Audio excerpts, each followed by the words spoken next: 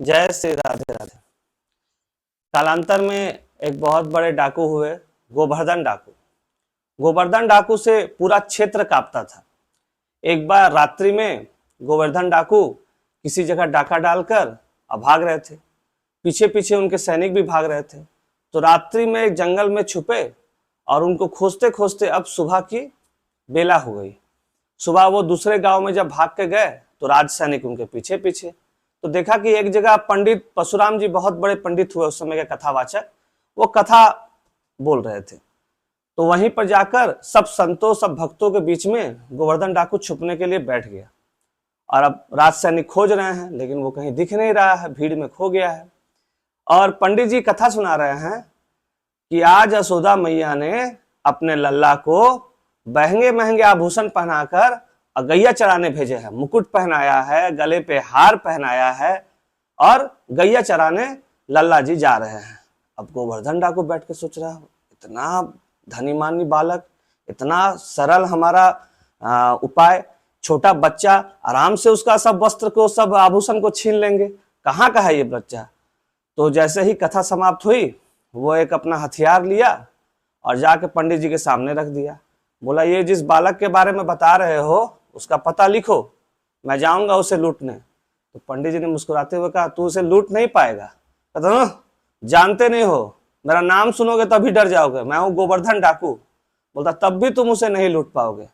गोवर्धन डाकू गुस्से में आकर बोला कि जब तक इस बालक को मैं लूट ना लूं, पानी का एक बूंद भी मैं ग्रहण नहीं करूंगा। तो बोला, ठीक है, मैं लिख देता हूं। उन्होंने लिख दिया, मथुरा, वृंदावन, पिता नंद जी और माता यशोदा, पूरा पता लिख दिया कि मथुरा तुम चल जाना। अब वहां से मथुरा बहुत दूर, उन्हें 2 दिन लग गए मथुरा जाते जाते। अब भूखे प्यासे मथुरा पहुंचे।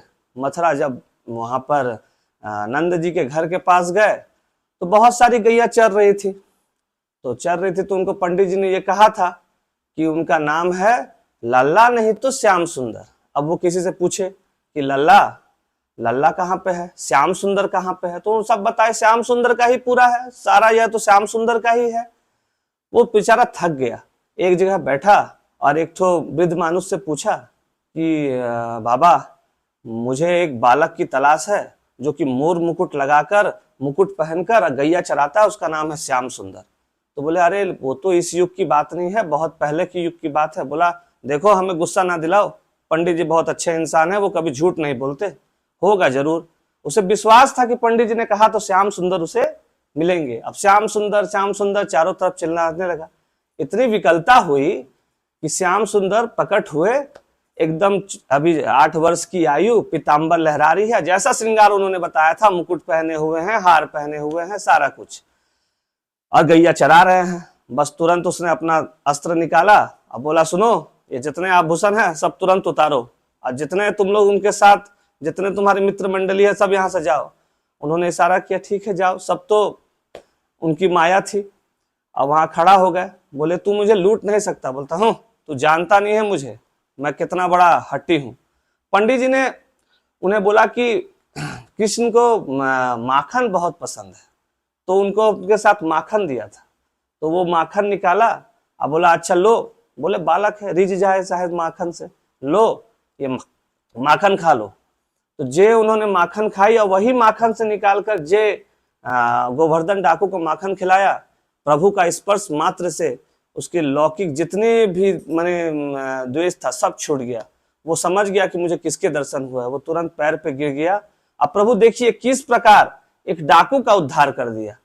उस दिन से उन्होंने ये सारा माने जितना भी डाकू का काम है वो छोड़ दिया। असत्य कारण से भी प्रभु का चिंतन से उसे सत्य प्रभु का दर्शन हो गया। यही है हमारी श्री कृष्ण की महिमा। जय श्री राधा माधव।